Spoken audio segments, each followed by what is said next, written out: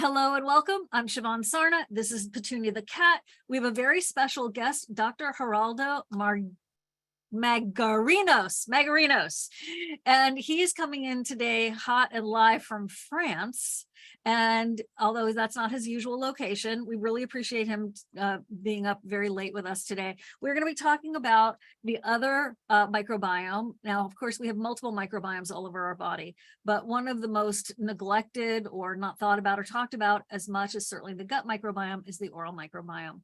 For those of you who are familiar with my work, you know I'm very passionate about things that are not talked about enough in medicine these days. I am not anti-doctor whatsoever. I'm totally pro-health. And I love people that stay in touch with the research, which is exponentially exploding all over the place, which is so exciting.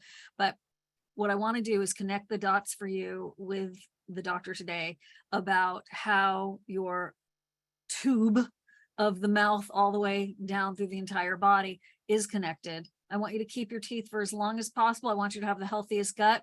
A lot of things will come into place once all that is pulled together.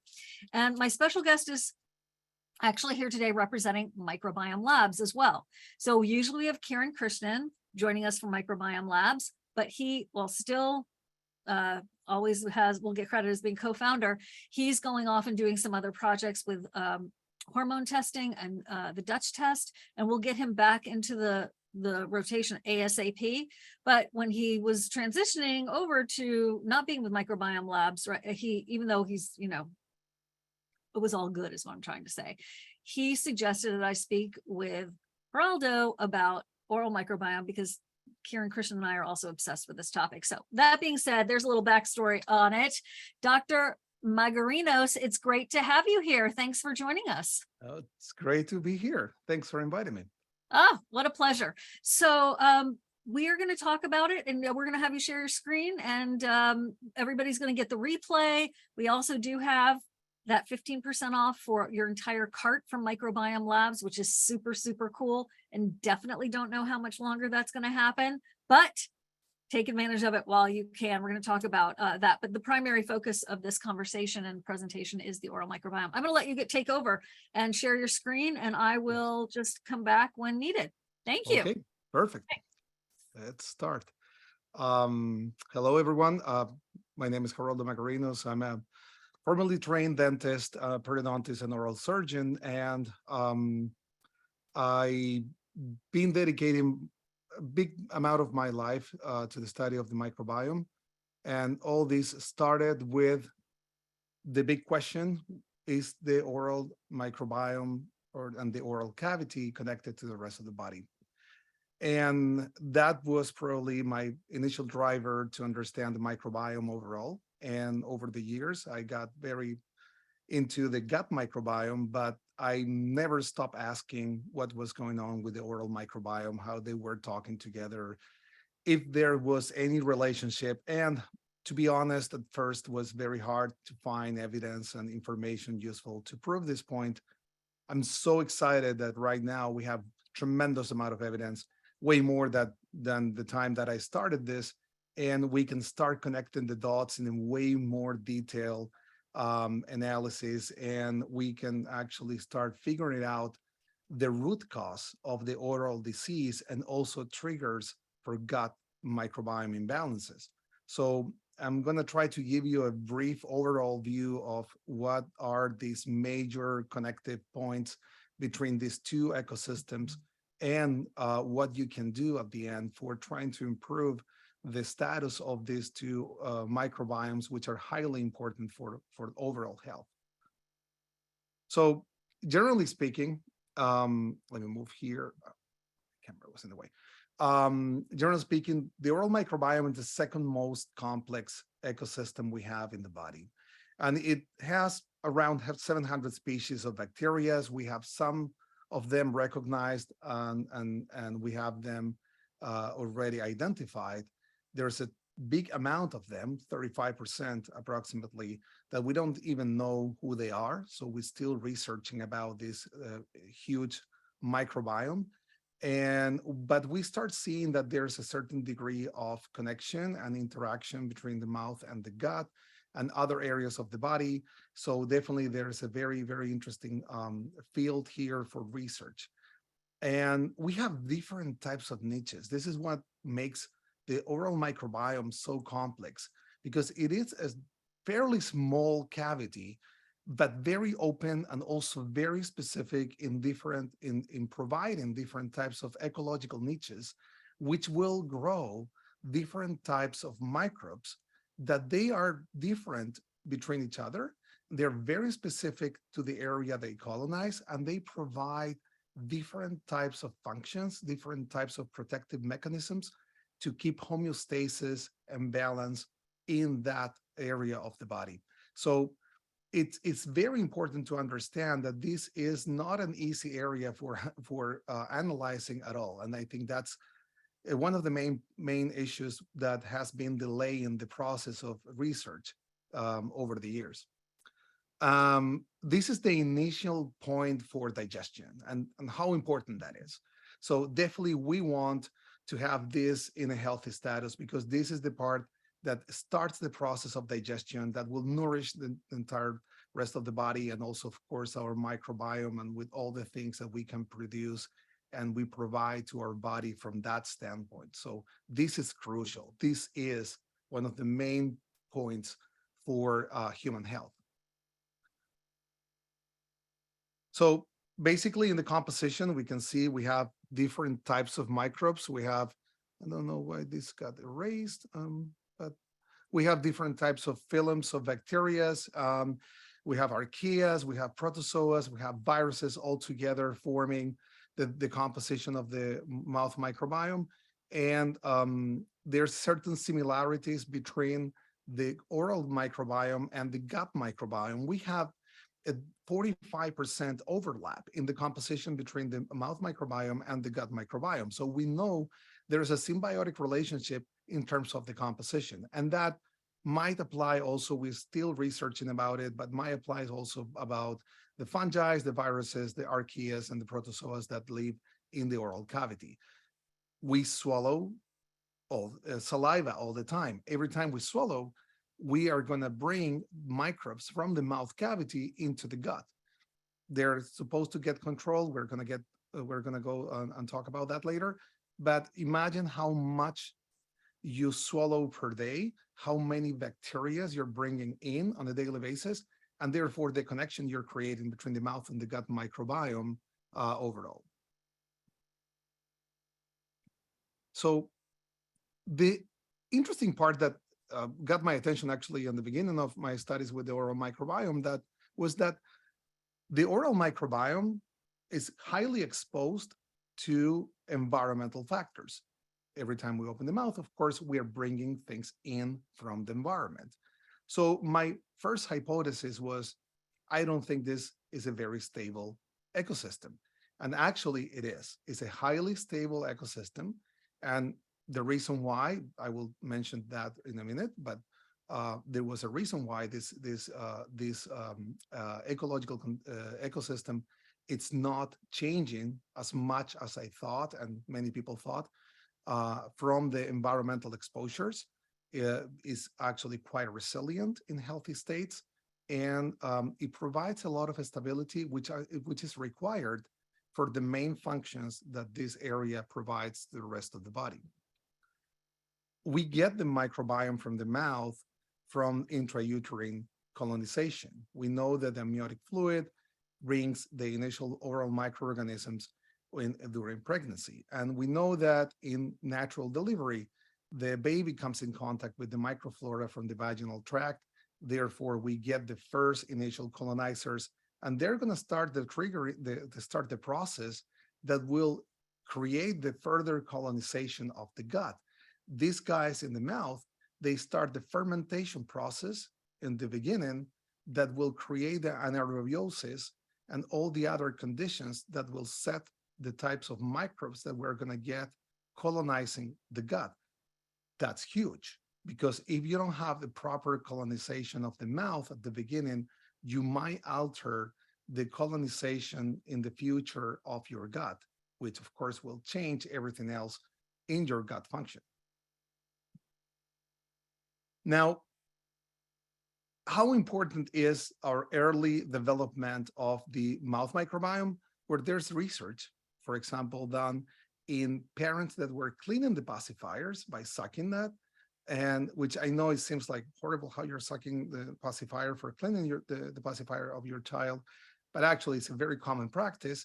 And other parents were just sterilizing or boiling it by boiling it or doing other types of techniques for cleaning the pacifier. And what this research found was that the parents were actually sucking the pacifier for cleansing purposes, and then bringing the pacifier back to their child's, reduced in their child the probability for getting some allergic reactions, including conditions like asthma and eczema, meaning that the translocation of microbes from parents to their child actually is relevant for the healthy development of the immune system. So the oral microbiome doesn't stop developing by the transit through the vaginal tract, actually keeps the process going, and we get a lot of the microbes we need and the information we need for a healthy interaction with the immune system by translocating and bringing microbes from our parents. So this is part of the colonization process that I want to bring in as an awareness from understanding how we develop a healthy mouth microbiome. Another thing that we know for many years already is that there are certain molecules that are produced in the mouth microbiome, and one of them that are crucial for being healthy, and one of them is nitric oxide. And nitric oxide is very interesting because we know that nitric oxide is very important for many pathways, metabolic pathways of the body, including the cardiovascular system. And it's coming from the degradation of nitrates that we can find in different types of foods. But these nitrates, actually, they don't arrive directly to the mouth so the oral bacteria can process them. They actually travel from the stomach and they get absorbed through the enteric circulation, and they get back to the blood where they are flushed by the salivary glands back into the mouth. And that's how the oral bacteria can grab them and produce the nitric oxide that we need for being healthy. So that got me one question right away when I saw this schematic, and we understood that the nitrates were not really directly involved. They were not directly delivered in the oral microbiome ecosystem, that they were traveling from the GI tract and back into the salivary glands, and then they were flushed in the oral cavity. That brought my attention, thinking, well, if this happens for nitrates, what else can travel back from the GI digestion, from the intestinal absorption, back into the mouth? And that got me into a very interesting piece of knowledge that I will share with you in a few minutes. But for understanding that, we need to understand the role of saliva in the oral microbiome. And the saliva is one of the most important factors that will affect the bacterial communities. And we know that the role of saliva has been described multiple times as the nutrient source for the microbiome. And remember when I was telling you about how the microbiome of the mouth remains stable, even though this is an open cavity, is because there's a stable flow of nutrients that is coming from the salivary glands and the crevicular fluid, which is the fluid that comes in between your teeth and the gingival tissue, your gums. Those fluids, they carry the nutrients needed for nourishing your oral microbiome. Therefore, they create the stability in the patterns of the colonization of your mouth microbiome, and also provide the nutrients needed for everything else you do in your mouth microbiome. So we rely on a good amount of nutrients, and the nutrient uptake in the intestinal tract, and the passage of these nutrients back to the enteric circulation and into the salivary glands for creating a stable and healthy mouth microbiome. We are recirculating nutrients. They're already pre-digested, and they come in a pre-digested form into the mouth microbiome. That also affects the way we see the pathogenesis of multiple conditions in the mouth. So we're going to talk about that. And of course, very important, saliva also provides antimicrobial peptides, lysozymes, and antibodies that will, of course, improve the immune function, controlling the populations of microbes in the mouth microbiome. But the interesting part is that the mouth microbiome, even though we have the presence of these immune molecules, remains stable in healthy conditions. So it resists the activity of these type of molecules. And there's multiple research proving this point. We have this one, for example, regarding vitamin A, B12, vitamin D binding proteins found in salivary samples, and how they provide these type of nutrients for the oral microbiome. There's also research talking about the crosstalk between diet and the oral microbiome, how we create a healthy microbiome or can trigger inflammation and abnormal immune system responses during certain type of known pathologies, like, for example, periodontitis. We know that diet plays a huge role in controlling the occurrence and also the progression of these type of pathological conditions. So overall, we know that the main source of nutrition for the oral microorganisms is the saliva and the crevicular fluid, not these reminiscence or little pieces of food that they get attached in the mouth, in between our teeth, that of course they can trigger local inflammatory processes, or they can create abnormalities in the mouth microbiome, but they don't explain in full how you create a chronic pathological condition like tooth decay or periodontitis. So the reason why is because there's an alteration in the microbiome and in the flow of nutrients coming from the intestinal absorption. And that's one of the main points that we connect the healthy microbiome with the status in the mouth, with the status of the microbiome of the gut. Now, another nutrient that I think is worth a few minutes to talk about in specific is the role of D3 and K2 in the oral health, because they play a fundamental role in the formation of all the hard tissues. I'm talking about D3, including all the enamel, dentin, and the supporting bone of these structures. And also, we know that plays a huge role in the immunity that is needed for preventing the initiation on the progression of periodontal disease and other type of microbial derived conditions. And we know that from the beginning of our teeth formation, vitamin D plays a huge role in the development of the jawbone and the tooth structures. And we know there's a direct correlation between low levels of D vitamin systemically and the progression or the incidence and of tooth decay and periodontitis. So it's a very important nutrient we need to take care of. And we know that when we start supplementing with a good quality vitamin D, actually we can reverse or stop or at least ameliorate the severity of the periodontal disease in the mouth. And K2 is amazing in the way that controls the fluids inside the tooth structure, because there's a centrifugal fluid flow that is occurring inside your tooth.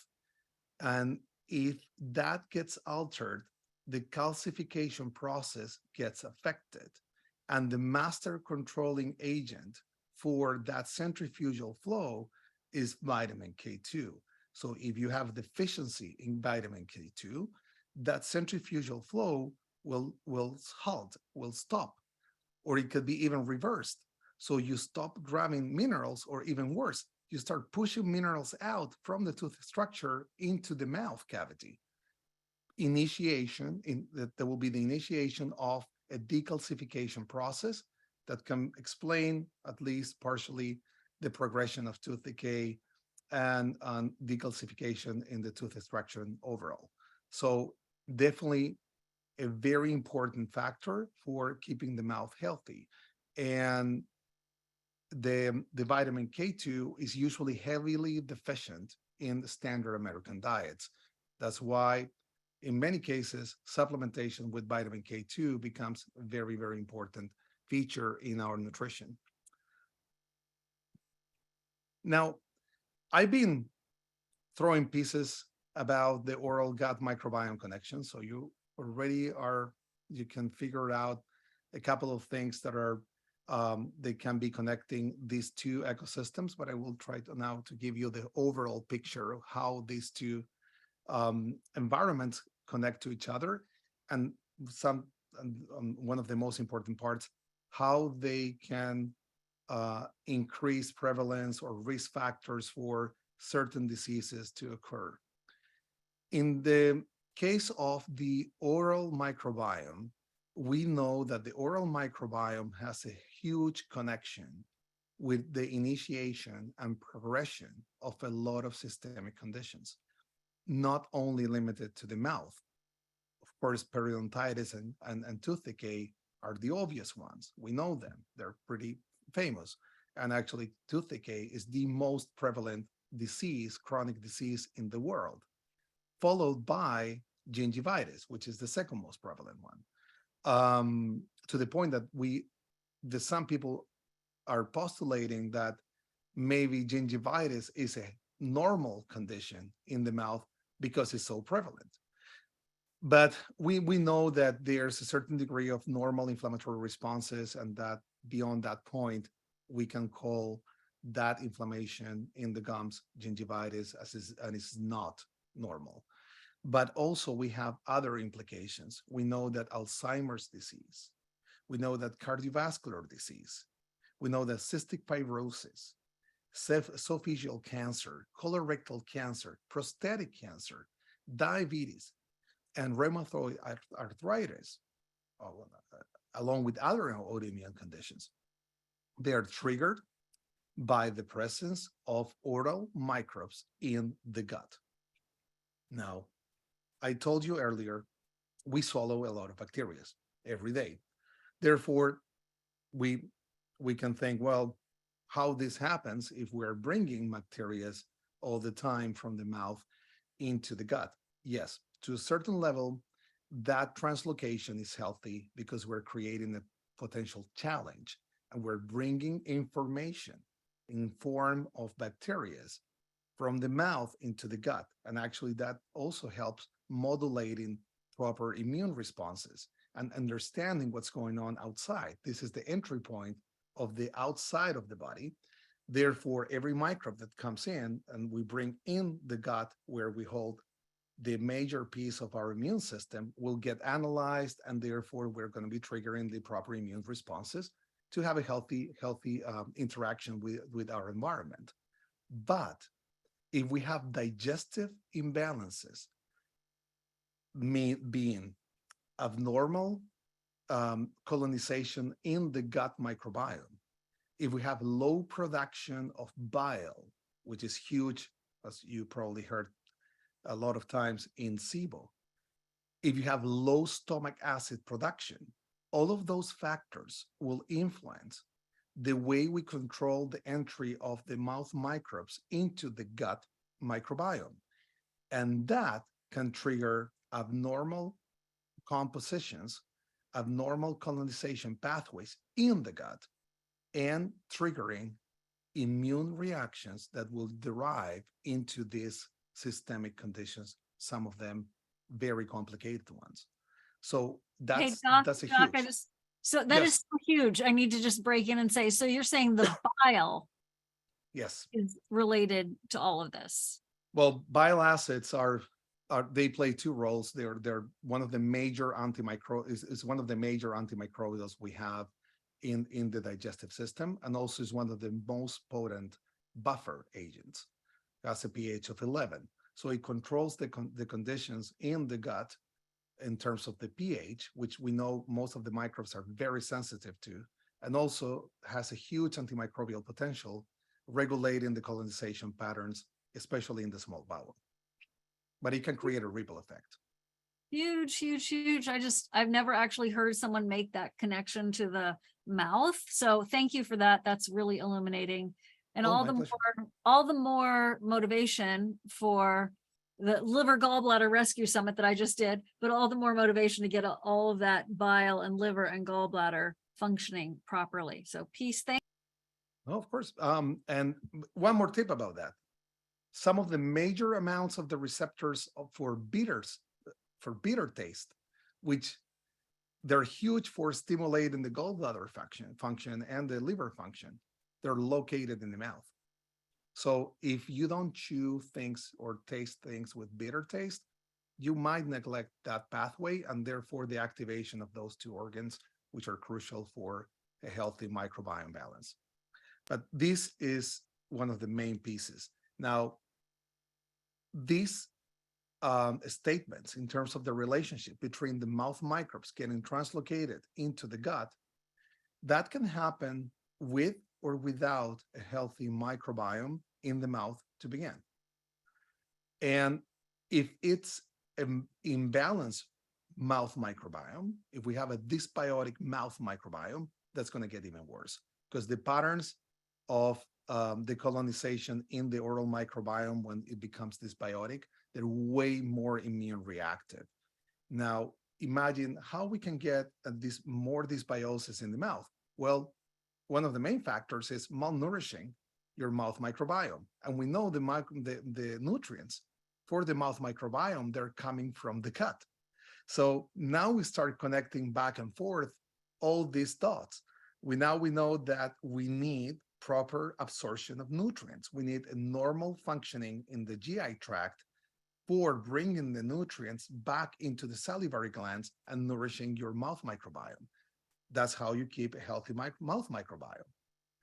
If you start getting abnormal absorption, then you start starving your mouth microbes. And we know that will derive into abnormal patterns of growth of the mouth microbes you have, and they will become more anaerobic or more pathogenic.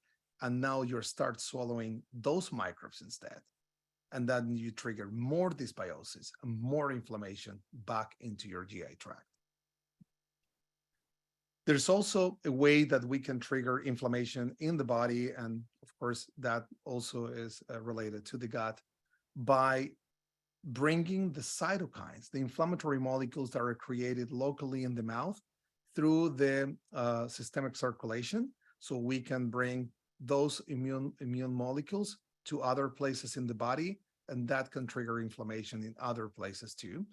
But we know that, and that can go with or along with the translocation of immune reactive bacteria that can trigger the previously named pathological conditions.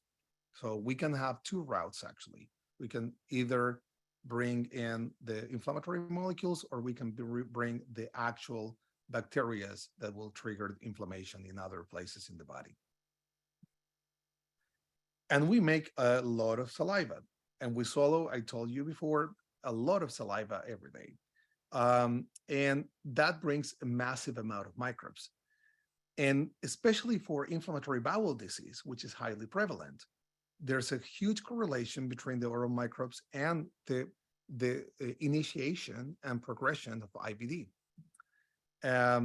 It's stated that when we have a dysbiotic mouth related to periodontal disease, that can be a contributing risk factor for many inflammatory conditions, including IBD and IBS, and that microbes like Porphyromonas gingivalis and Fusobacterium nucleatum, which are classical bacteria related to the periodontal disease, they can start or aggravate the progression of IBD and trigger immune responses in multiple ways that will promote this inflammatory condition in the gut. This is, I took this from one of my multiple evaluations that I do with the biome effects testing. And in this report, you can see that there's an analysis of the at the film level of the microbiome. For this person in particular, we found a couple of elevated films which are known to be atypical, and one of them is fuchsiobacteria. So, of course, we're looking at the film level, but it's probable, and we probably I would recommend to check this more in detail with a biological dentist if I see this type of pattern, that if I see fuchsiobacteria elevated, I will be highly suspicious that this is actually coming from a dysbiotic mouth. And knowing how damaging fuchsiobacteria in high levels can become in the digestive tract, definitely is something that I will take with the highest priority. Now, also, we know that because we have an overlapping condition in the composition of the microbiome in the mouth and the gut, firmicutes, actinobacteria, and proteobacteria being elevated in a gut microbiome sample, those can actually get elevated not because we're growing more of them inside the gut, but because we're also translocating microbes related to those films from the mouth into the gut. And actually, when I see this pattern between different films elevated, and I know we're seeing this film elevations from bacteria, that we have a common translocation between the mouth, a common overlapping in the composition between the mouth and the gut microbiome, I start getting suspicious. I start believing, well, maybe there is a connection. Maybe this person is translocating microbes from the mouth into the gut and is actually bringing these microbes into the gut. And that can be a huge risk factor for building other systemic conditions. Maybe by seeing and a gut microbiome analysis, I'm not saying this is a diagnosing tool, but at least you can dig deeper and maybe prevent the occurrence of a more complicated disease in the future. That for me is something I'm always looking for. And here, for example, on the familial level, you see things like, well, the Fuchsiobacteriaceae, which already we mentioned, but also things like Enterobacteriaceae, which are highly prevalent in this biotic mouth. But also we have certain microbes here like Ectorelaceae, which in high amounts, I'm also thinking this could be potentially coming from the mouth microbiome, because we know this is also participant in advanced stages of the periodontal disease. So if this person, let's say, is deficient in the production of stomach acid and also has a dysbiotic condition in the mouth, it's highly likely that every time he's swallowing bacteria from the mouth is bringing this dysbiotic bacteria from the mouth into the gut. And we're going to see at least partially those bacteria represented in a gut microbiome analysis. So, well, this is I already mentioned this, the translocation effect from different types of microbes that can trigger IBD.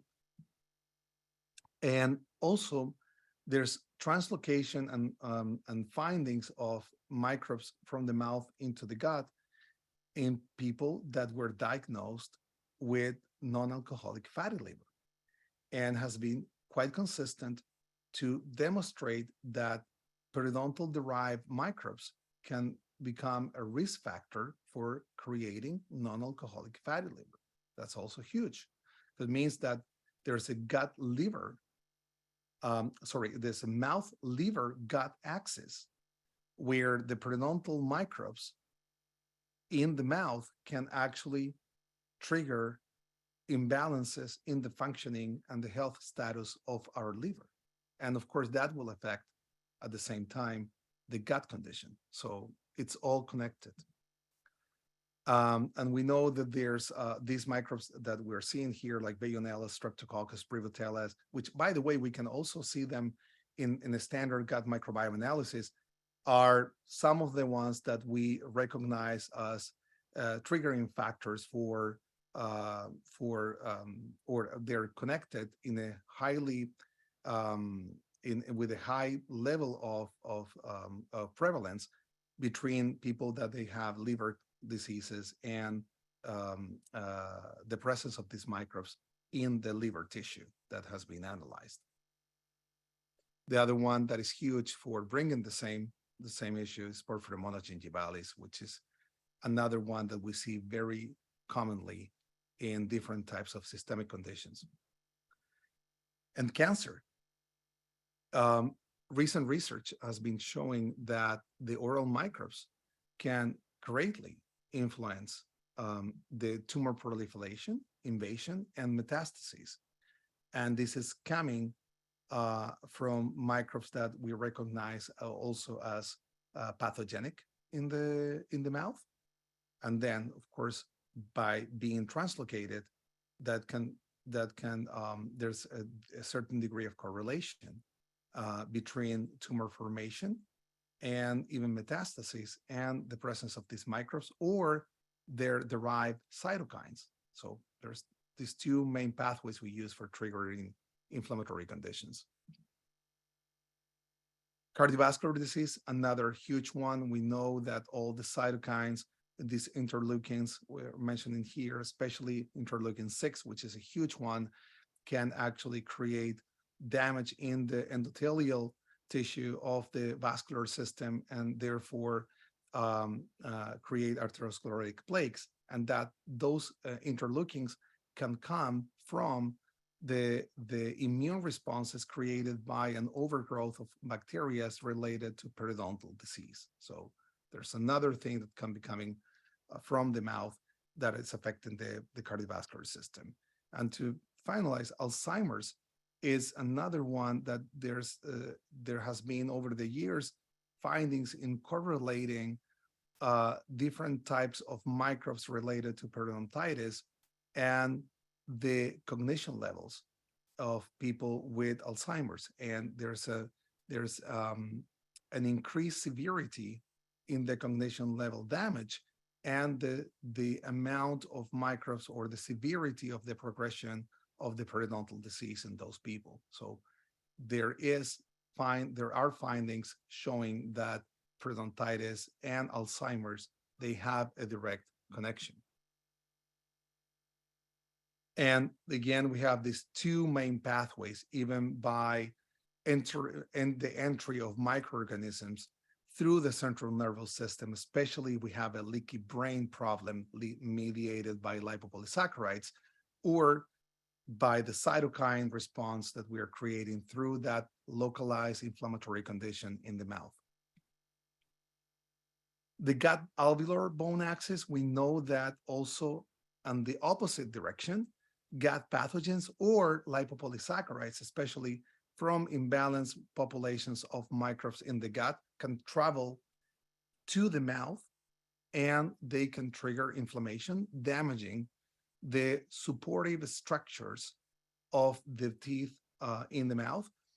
And that can affect the alveolar bone, but not limited only to the alveolar bone, that also can affect the gums and can affect the periodontal tissues. We know that lipopolysaccharides can get translocated to different places in the body. And if they arrive into the periodontal tissues, they can trigger immune responses there, that they can trigger damaging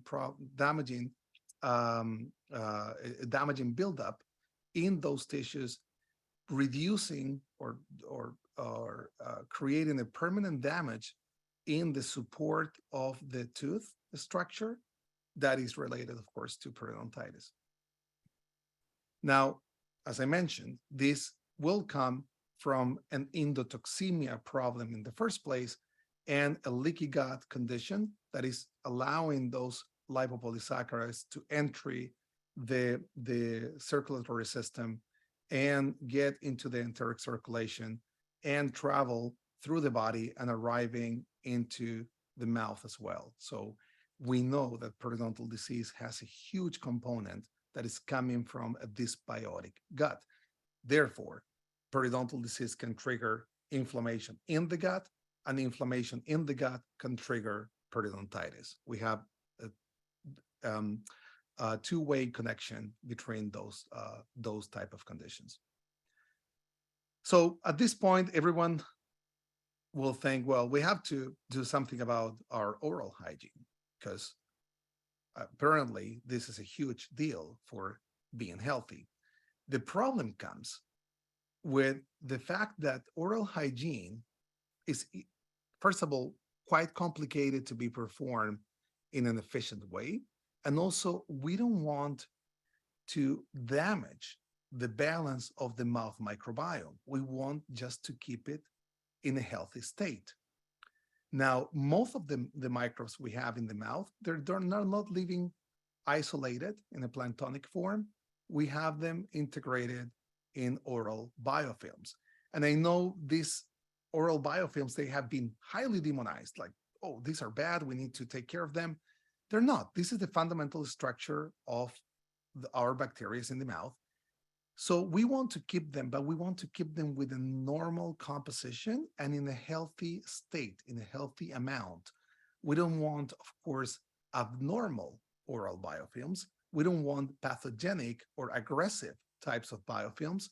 And definitely we don't want an overgrowth of biofilms that can alter the structures in the mouth and trigger immune reactions in an abnormal fashion. So these oral biofilms are amazing, but also they can get very complicated if we don't have a normal balance. Of course, these oral biofilms, they get nourished by the same things I mentioned before, by the recirculation of nutrients from the gut into the salivary glands. So one of the best ways for keeping these oral biofilms healthy and happy is by having a proper nutrition and also an efficient digestive system. And here's the conundrum, because we start cleaning the mouth too much and we start affecting the things that are supposed to be made in the mouth by oral microbes. In this case, we're analyzing the production of nitric oxide. And we can see that there's a correlation even with hospital mortality in people that are producing low levels of nitric oxide due to an impairment in the mouth microbiome created by the usage of antiseptic mouthwashes. So that's huge, because tell me who's going to the dentist and doesn't get recommendations for getting an antiseptic mouthwash used in a daily basis. And now we see here that there's actually health risk associated with a lowering in the production of certain metabolites that are needed for being healthy by using those antiseptic mouthwashes. So we need to be careful. Now, another one affecting L-arginine, which is also an essential amino acid that highly related to the production of nitric oxide. And it gets highly impaired by the usage of chlorhexidine, which is one of the most commonly used antiseptic agents in mouthwashes. So we start seeing that, unfortunately, damaging or affecting our microbes in a way that they will stop producing things that we need in the oral microbiome cavity can actually not be a good idea. So yes, we need to have an oral hygiene that is compatible with health. But also we need to be careful what are we doing and what we're using for keeping our mouth healthy. I know there's a lot of challenges in keeping a good oral hygiene routine. We know that there's, again, I mentioned this before, there's a high prevalence of gingivitis and tooth decay in the world, meaning that we have certain imbalances that can be can be coming also from localized factors, and therefore oral hygiene becomes highly relevant for preventing the occurrence of these conditions. But we know that most of the oral hygiene practices are quite inefficient in keeping a healthy oral cavity. So, and we have a huge array of tools like the brushing, toothpaste with detergents, and a lot of agents with antimicrobial potential. And we're not really achieving the health status in the mouth we're looking for. So something apparently is missing. And probably some angles in the way we're taking care of our health in the mouth are probably not in done in the best way possible. And also we have huge problems in terms of the control of the biofilms, because the active ingredients in these formulations are actually not that effective. A lot of the effectiveness that has been proven for the usage of these antimicrobial agents has been done in vitro, but in vivo things change. So the effective rate of the usage of these type of antimicrobials drops dramatically when you start using them in the mouth in comparison than when they are tested in vitro laboratory analysis. That's why there's something I want to show today that might become a really good tool for lowering biofilm growth and keeping a good pattern on the composition of the biofilms without using harsh elements and strong antimicrobials that can impair the normal functioning of the mouth bacteria, but also controlling the biofilm expression to normal levels. And this is a new product that comes from Microbiome Labs. That's BioFresh. And BioFresh is an enzymatic mouth cleansing lozenge that delivers a specific type of enzymes that they are able to control the patterns of growth of the biofilms without altering the expression in the production of certain metabolites, and also altering the healthy pattern of colonization of the mouth microbes we want to have in our oral cavity. So this solution will actually reduce the oral biofilm to healthy levels, but it will not disrupt the oral microbiome, which is the main concern by using all these other agents. And it's actually on the go, so it's pretty convenient. So it's like carrying your toothbrush. Same thing, even easier. It's just a tablet you put in the mouth, and it will do the work for you. I'm not saying we can replace toothbrushing with this. And I know that probably something that people will get very excited about, but at least it will be a very good adjunctive therapy in conjunction with a normal toothbrushing technique. I will say that if we need to reduce or maybe stop using, because it has been proven that it's not as effective as the standard media will try to tell us, is the toothpaste. Toothpaste is really a detergent, and it has more cosmetic applications than anything else, but it has not been proven to reduce in a healthy way oral biofilms. In comparison, this product, in the multiple research that has been done using different markers, it does actively reduce the buildup of biofilms using enzymes. So it will not disrupt the oral microbes directly, but it will regulate the expression of the biofilm in a healthy way. So that is actually pretty exciting. We have this available right now. Hello. Hi. Hi. I know we were very excited when Kieran was talking to us about this too. He was like, we want to get rid of the toothbrush. So I don't know how practical that totally is, to your point, but they taste great. They're easy to chew.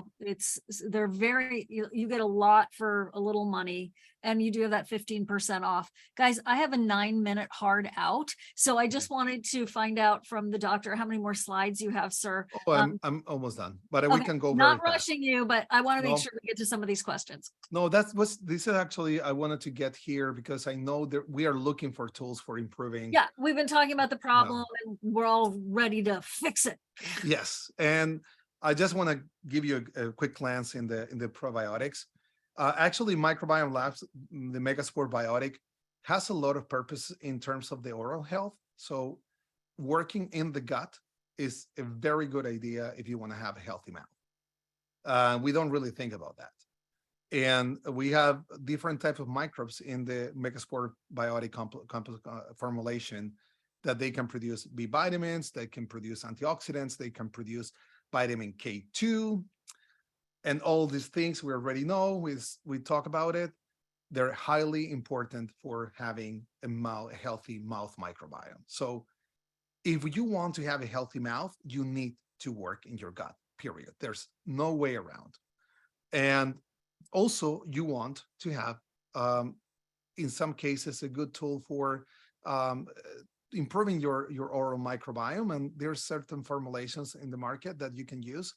Try to find for these guys. These are the guys who are actually proven in multiple research that has been done that they can improve the status of your mouth microbiome, but it needs to be delivered orally in conjunction to a good um, gut probiotic. You need to have something that it will be delivered orally to improve the mouth microbiome status.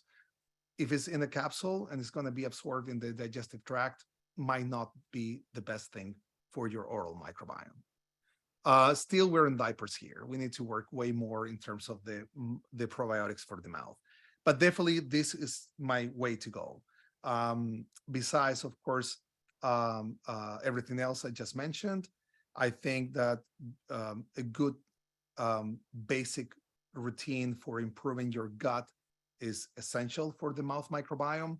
I will say also improving your nutritional levels of D3 and K2 is a very good idea.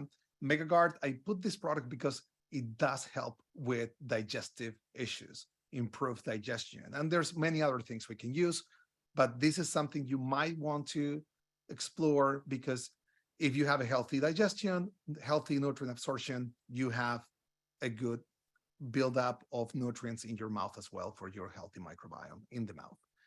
And the enzymatic mouth freshener, I think, is also a really good aid for people who are dealing with certain overproduction of some byproducts that can create malodor and other cosmetic problems. So finally, this is my list. Avoid harsh agents, mouthwashes, avoid over cleansing, evaluate with the specialist, look if you have mouth breathing, which I didn't talk about today, but it's a huge also problem for mouth microbiome imbalances. Really improve your lifestyle. Try to remove any hazardous material from the mouth in the proper way with a biological dentist in a biological way. If you have mercury or other metals, probably not the best idea for your mouth. Check up with a biological dentist, and I push in the biological dentist idea because they're more in tune with these type of concepts.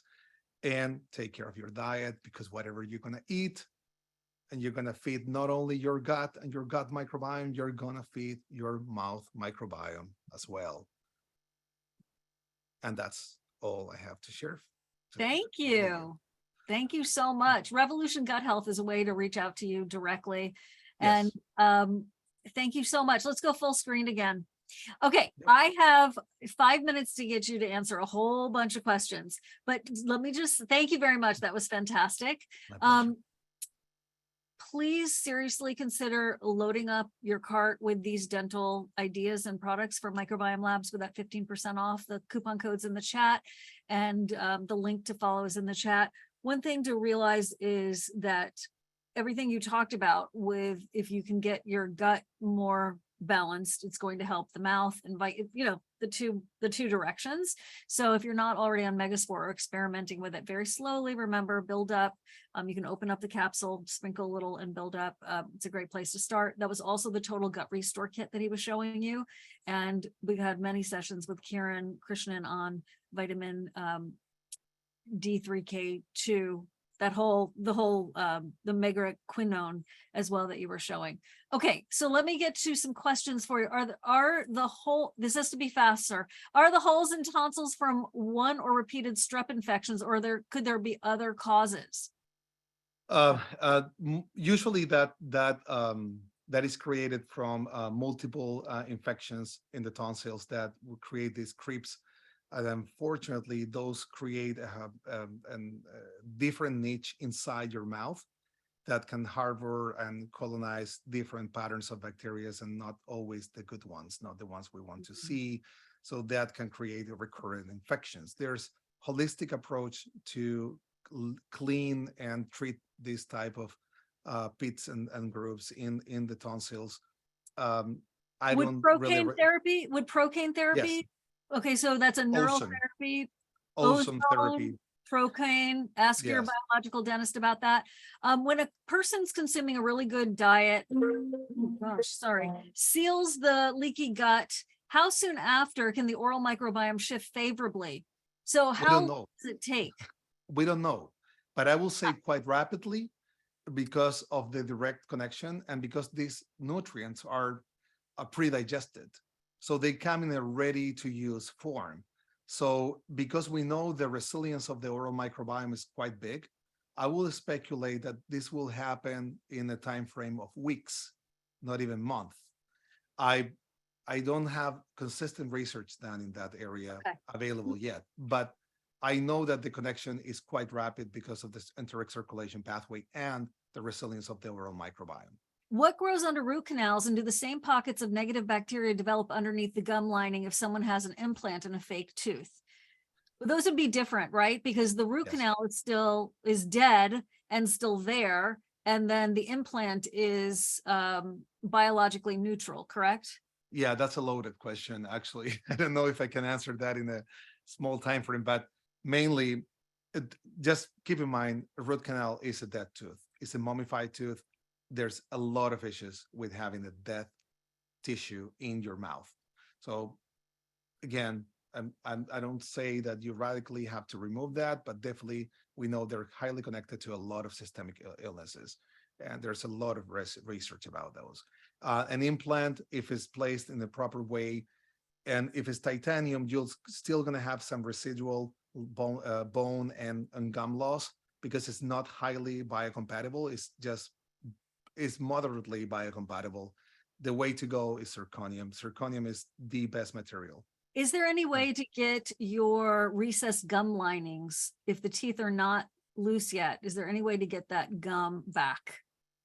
If you have the bone lost, it's impossible. Unfortunately, the bone, we don't have effective techniques for regeneration of the bone level, and the gums, they get nourished by the bone. So if you have less bone available, your gums will never be able to grow as much as your bone will allow. And Okay. unfortunately, it's limited to that.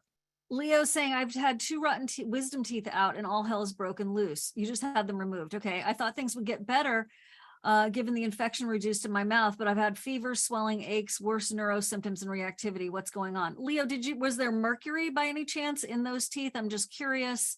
And were you at a biological dentist? Did they use ozone? Because that does release a lot of bacteria into the mouth. I know that when I got my cavitations taken care of with Dr. Curatola, I asked him, stupid, to inject my tonsils with procaine. I was like, you're in there anyway. Wrong, stupid, bad. I overdid it and had very similar reaction. Doctor, what do you think about that? And Leo, I'm sorry, I don't have the answers to those questions, but have you ever seen that before? And then we have to go, unfortunately.